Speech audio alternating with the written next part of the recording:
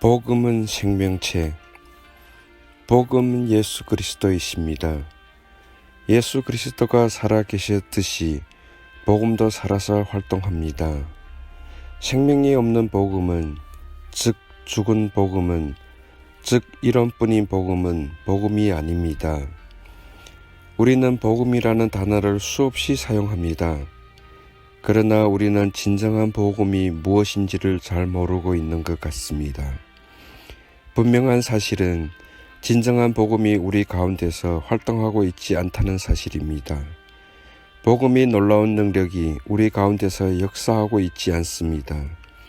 어떤 공동체는 교회 시스템이 매우 활발하게 돌아가는 것처럼 보입니다. 그럼에도 불구하고 그 가운데 복음의 그 놀라운 능력과 역사가 거의 나타나고 있지 않다는 사실입니다. 그리고 복음이 역사하는 곳에 당연히 나타나게 되어 있는 참다운 변화가 우리들 삶 속에 거의 나타나고 있지 않다는 사실입니다. 우리는 여전히 죄 가운데 있습니다. 여전히 시기와 질투 가운데 있습니다. 그 프로그램들을 마치고 나면 일시적인 성취감은 있을지 모르지만 진정한 주의 기쁨과 평강은 우리에게 없으며 우리 영혼은 오히려 더욱 공고하고 공허합니다. 이것이 오늘날 우리의 상태입니다. 즉 우리는 참다운 복음의 부재 가운데 살아갑니다. 그럼 성경이 말하는 복음은 무엇입니까? 복음은 한마디로 말해서 예수 그리스도입니다. 그리스도께서 나를 보내심은 세례를 주게 하려 하심이 아니요 오직 복음을 전케 하려 하심이니 말의 지혜로 아니함은 우리는 십자가에 못 박힌 그리스도를 전하니 바울은 복음을 전한다고 해놓고 그것을 그리스도를 전하는 것이라고 했습니다. 또한 그것은 말의 지혜로 하지 않는 것이라고 했습니다. 제가 말씀드리고 싶은 것은 복음은 이론이 아닙니다. 말의 지혜로 아니함은 복음은 생명력이라는 것입니다. 그리스도를 전하니 복음을 전하거나 받아들이는 것은 십자가와 그리스도에 대한 이론이나 지식이 아닙니다. 십자가의 그리스도에 대한 생명을 전하고 받아들이는 것입니다. 그러므로 생명이 없는 복음은 복음이 아닙니다. 바울은 생명이라는 말 대신에 종종 능력이라는 말을 사용했습니다. 내가 복음을 부끄러워하지 아니하노니 이 복음은 모든 믿는 자에게 구원을 주시는 하나님의 능력이 됨이라.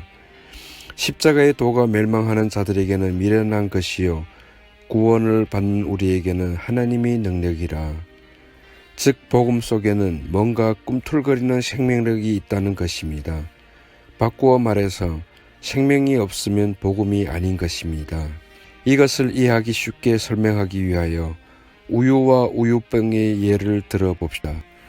우유병은 주님에 관한 이론적인 지식 혹은 다른 말로 해서 신학. 우유는 주님을 우유에 비유할 수 있습니다. 우유병은 우유를 담기 위한 것입니다. 그러므로 우유병도 중요합니다. 만약에 우유병이 우유에 비해 형편없이 작거나 혹은 구멍이 나 있으면 우유는 다 땅에 쏟아져 버리고 말 것입니다. 우유를 먹이지 못하게 됩니다. 이처럼 주님에 관한 바른 지식, 바른 신앙, 바른 교리도 중요합니다. 왜냐하면 만약 우리의 신학이 찌그러지고 구멍난 우유병과 같이 왜곡되고 잘못되어 있으면 우리는 우유로 비유되는 주님을 올바로 전할 수 없기 때문입니다. 그러나 우유병이 중요함에도 불구하고 우유병은 우유가 아니며 우유병은 우유를 담기 위한 그저 수단에 불과합니다. 즉 주님에 관한 바른 지식이나 신학은 주님이 아니며 생명이 아닙니다. 종종 우리가 복음을 전한다고 하면서 우유병만 갖고 있을 수 있다는 것입니다. 껍데기는 전하는데 그 속에 알맹이가 빠질 수 있다는 것입니다. 간단합니다. 복음을 전하는 당신이 마음이 뜨겁습니까? 뭔가 속에서 운동하는 생명, 능력의 활동성이 느껴지십니까? 그러면 그것은 복음이 맞습니다. 그러나 복음을 전하는 내 마음이 냉랭하거나 아무 감동이 없으면 그것은 우유병만 들고 있는 것과 같습니다. 아무리 예수 이름과 성경 말씀을 외쳐도 그 복음을 들은 사람의 마음이 변화되는 것은 거의 불가능합니다.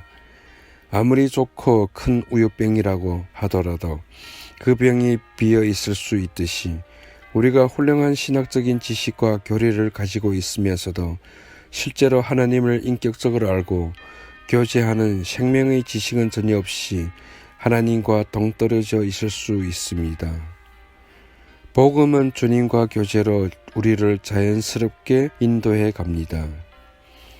복음은 주님을 인격적으로 더욱 알아가는 것입니다. 오늘날 우리는 주님에 관한 올바른 지식을 쌓는 일에만 몰두하고 있습니다. 물론 위에서 말씀드린 대로 이 일도 중요합니다. 그러나 문제는 우리가 인격적으로 생명이신 주님과 교제하지 못하는 가운데 듣고 배우는 모든 지식은 한낱 속 빈 우유병에 불과하다는 사실입니다. 그것이 우리에게 우유를 주는 것은 아닙니다.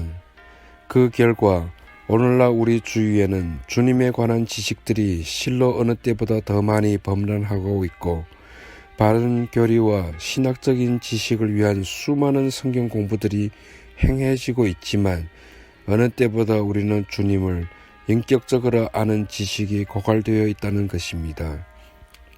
그래서 교회를 수년 동안 다니고 여러 가지 직분으로 열심히 봉사하고 또 성경 공부의 이 과정 저 과정을 마쳤음에도 불구하고 오늘날 많은 성도들이 이전에 비해 조금도 하나님께 더욱 가까이 나와 있지 않으며 그 삶에는 어떠한 근본적인 변화도 일어나고 있지 않습니다. 우리의 삶에는 하나님 나라의 능력, 하나님의 거룩함, 하나님의 평강, 하나님의 기쁨과 같은 하나님의 실체 혹은 실제들이 거의 경험되고 있지 않습니다. 이 모든 것들이 우리에게 하나님을 아는 지식, 인격적 교제가 없는 결과인 것입니다. 복음을 통한 주님과의 긴밀한 교제는 우리 신앙의 모든 면에서 핵심입니다. 매주일 강단에서 복음이 전파될 때, 즉 그리스도가 그 생명이 전파될 때 반드시 그 복음은 성도로 하여금 그리스도와의 인격적 교제로 인도합니다. 즉 복음은 우리로 하여금 주님을 더 알고 싶고 주님과 더 개인적, 인격적인 친밀한 교제로 인도하는 것입니다. 1. 주님과의 긴밀한 교제는 우리의 구원에 있어서 핵심입니다. 하나님은 자기 백성이 하나님을 아는 지식이 없어 망한다고 하셨고 예수님은 영생은 곧 유일하신 하나님과 그의 보내신 자 예수 그리스도를 아는 것이니이다 라고 말씀하셨습니다. 여기서 안다는 말은 남편이 아내를 알아가듯이 인격적으로 아는 것을 뜻합니다. 복음은 예수님에 관한 몇 가지 지식이 아니라 복음을 들으면 들을수록 예수님을 인격적으로 알아가는 열망이 생기며 그 복음의 생명이 더욱 풍성히 넘치는 삶을 살게 됩니다. 2. 주님과의 긴밀한 교제는 우리의 성화에 있어서 핵심입니다. 참된 신앙은 성수주일하고 11조하고 전도하고 기도하는 것이라거나 혹은 술, 담배 안 하고 욕 안 하고 거짓말 안 하는 것이 아닙니다. 물론 이러한 것들은 필요합니다만 그것만 표면적으로 강조하는 것은 율법주의적 신앙이 될 수 있습니다. 참된 복음을 받으면 그 복음의 생명력이 풍성하게 역사함을 통해서 우리 속 내면에서 성화와 경건에 대한 갈망이 일어납니다. 그런 가운데서 성수주일도 하고 11조도 하고 술, 담배도 끊는 것이지 그런 복음의 속본질을 건너뛰고 겉으로 성수주일, 술, 담배 끊는 것은 참된 복음의 왜곡입니다.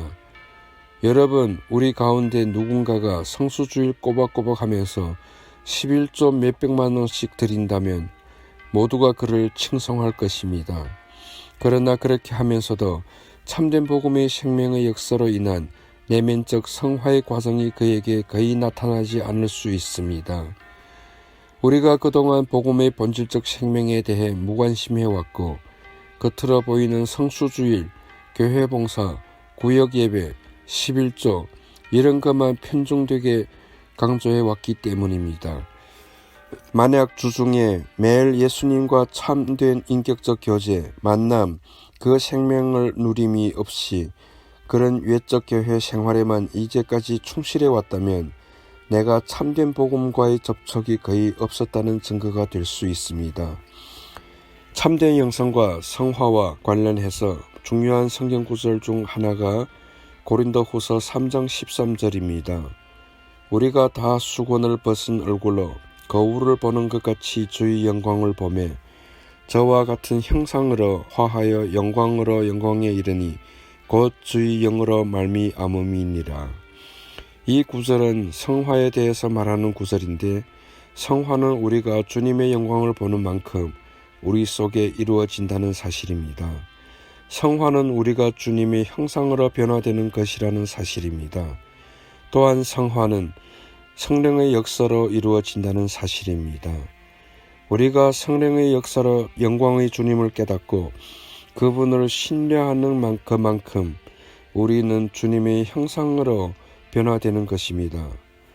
한 가지 위로는 우리가 다 수건을 벗은 얼굴로라는 말입니다. 구약 시대에는 모세가 자신의 얼굴을 수건으로 가렸듯이 이스라엘 백성들이 하나님의 영광을 보는 것이 허락되지 않았지만 오늘날에는 수건을 벗은 것처럼 우리 모두가 복음으로 인해 주님의 영광을 볼 수 있도록 허락되었다는 뜻입니다. 그렇습니다. 우리가 다 주님의 영광을 볼 수 있습니다.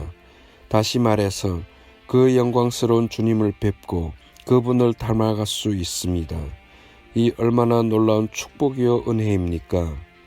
3. 주님과의 긴밀한 교제는 우리의 사역에 있어서 핵심입니다.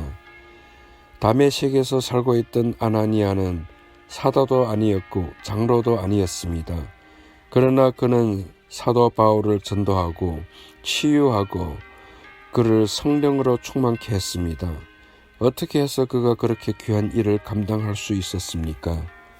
한편으로 그것은 매우 간단했습니다. 그는 단지 주님과 긴밀한 교제를 나누는 중에 주님의 음성을 듣고 그대로 순종했을 따름입니다.